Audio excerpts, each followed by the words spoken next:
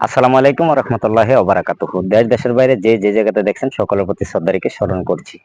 তো বিশেষ করে ডেজার দিয়ে যারা মাটি কাটছেন, ডেজার দিয়ে মাটি কাটা টোটালি সরকারি নিষেধ। আইন বিধানের বাহিরে কেউ কাজ করবেন না। এই যে ফুসকুনিটা দেখছেন, এই ফুসকুনিটা ডেজার দিয়ে মাটি কাটার কারণে আজকে এই ফুসকুনিটা অনেক গভীরতা।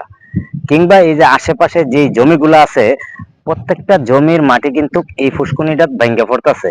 তো বিশেষ করে দেখেন, আপনারা যদি সরকারি আইন না মানেন তাহলে সরকারি আইন রেখে কি লাভ। তো বিশেষ করে ডেজার দিয়ে যারা মাটি কাটেন, আপনাদেরকে বিনয়ের সাথে অনুরোধ করে বলছি, দয়া করে ডেজার দিয়ে মাটি কাটা থেকে বিরত থাকুন। যদি বিরত না থাকতে পারেন, ডেজার দিয়ে এইভাবে মাটি কাটতেই থাকেন, তাহলে কিন্তু আইনানুগ ব্যবস্থা আপনাদের বেলা নেওয়া হবে। তো বিশেষ করে কুমিল্লা জেলা, ব্রাহ্মণবাড়িয়া জেলা, এই দুইটা জেলার অন্তর্ভুক্ত যারা ডেজার দিয়ে মাটি কাটছেন, দয়া করে ডেজার দিয়ে মাটি কাটা থেকে বিরত থাকুন, নিজে সুরক্ষিত থাকুন। সব ভালো থাকুন।